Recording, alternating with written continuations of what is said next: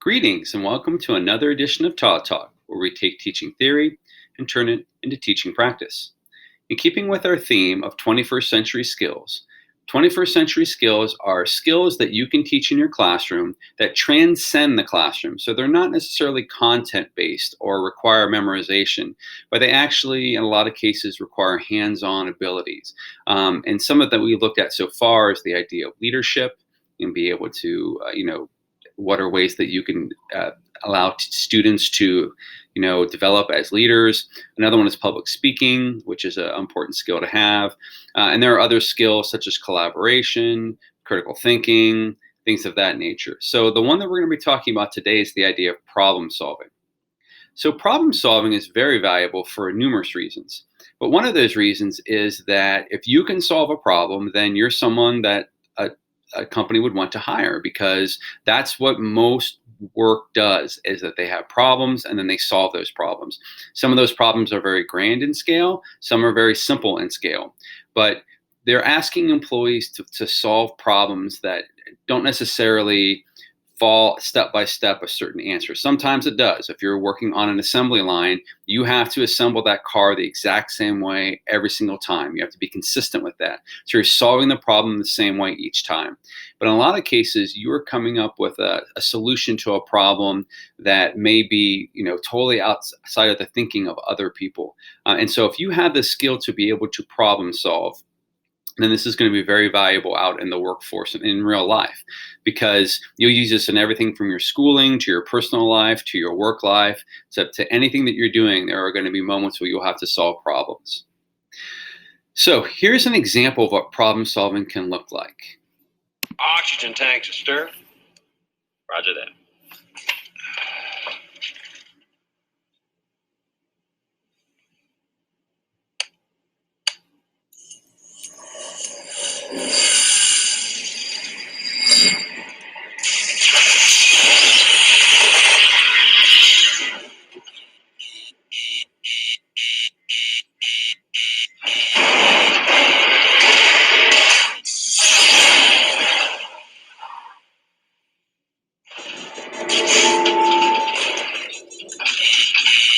Hey, we've got a problem here. What did you do? Nothing. I stirred the tanks. Whoa. Hey. This is Houston.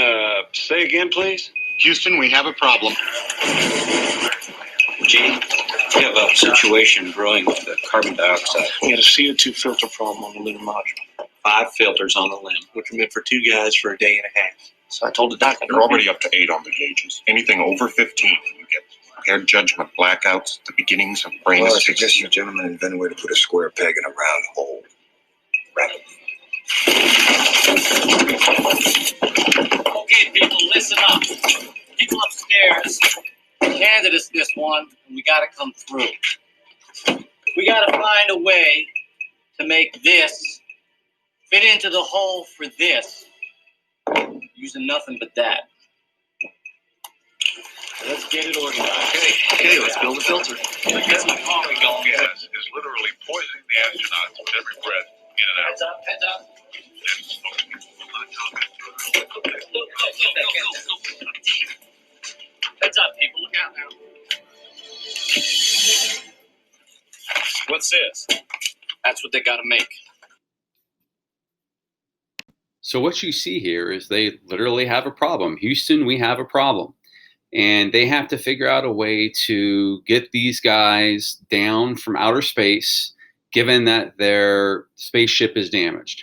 And then there's additional problems that crop up. And the one you see here is they have to take the converter that converts the CO2 to oxygen and find a way to literally take a square peg and fit it into a round hole, using all of the materials that they have in front of them, because those are the materials that the astronauts have.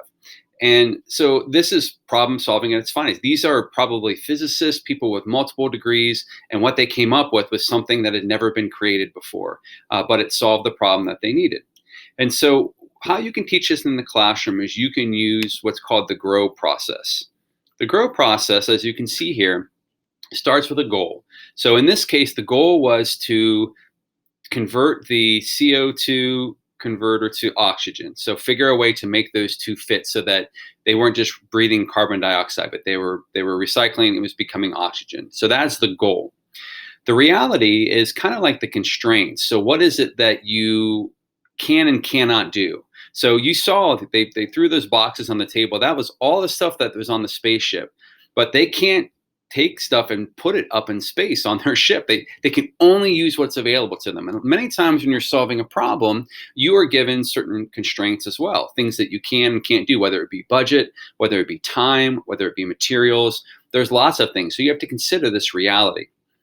The next is obstacles and options. So this stands for a couple. So obstacles are things we've kind of already talked about. So what is going to prevent you from solving this problem or prevent you from being successful in the solving of this problem? And then how can you overcome those obstacles? Options is, have you looked at several different options to solve the same problem? So many times there will be multiple ideas for how you can solve a problem, and many of them might work, but maybe only one of them is the one that would be the best option, or maybe a couple of them will be really poor options. So you have to weigh your options and to determine which options are going to be good ones and which ones are not going to be good ones.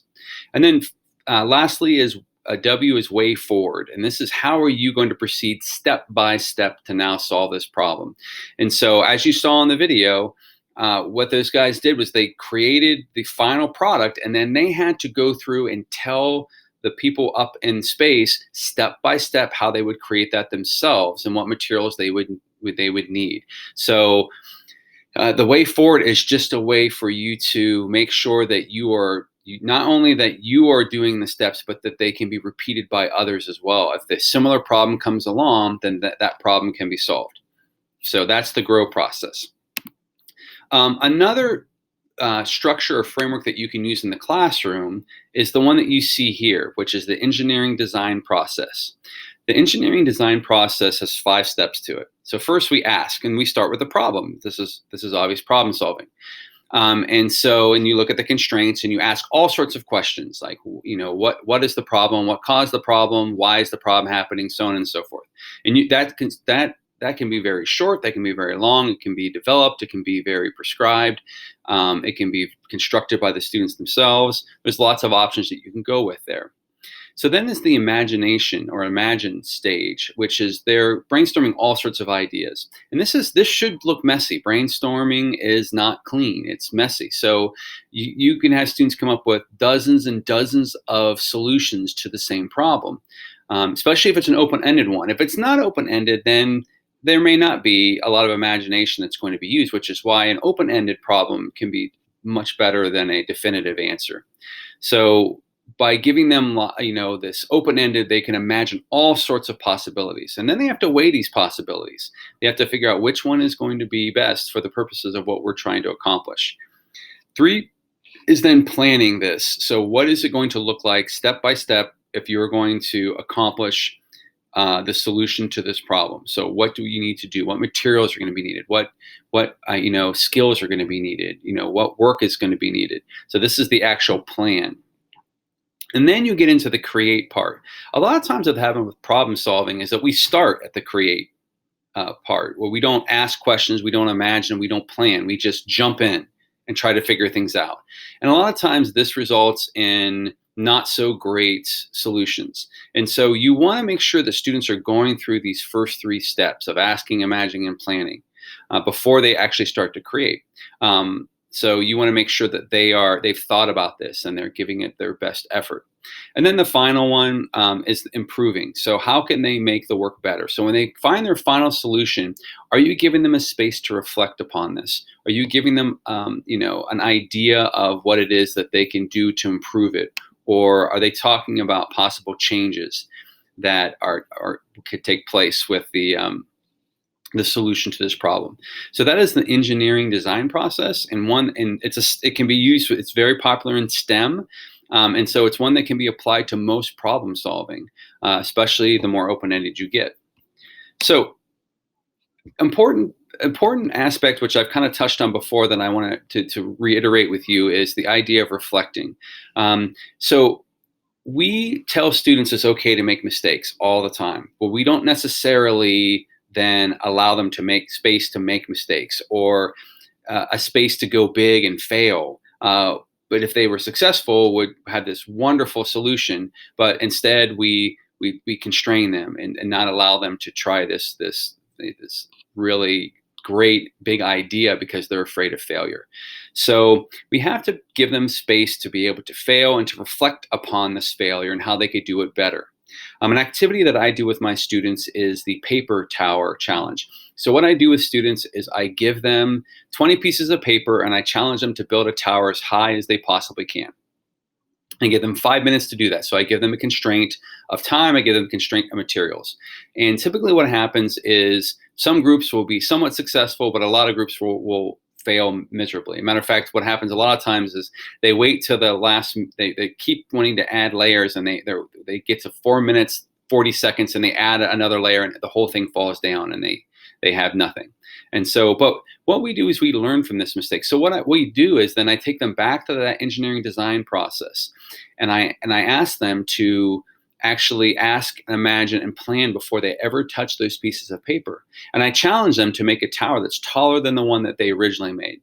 And 9 times out of 10, students are able to make a tower that's taller because they're using this design process, they're reflecting upon it, they're learning from their mistakes. And this is really important in problem solving. A way you can do this in math class is have students look at some test that they did poorly on, or an activity that they didn't quite get it. Have them reflect upon what did they learn from these mistakes? What did they learn moving forward, or their way forward, or the next time they do this, how are they able to solve this problem? So that's going to be really important.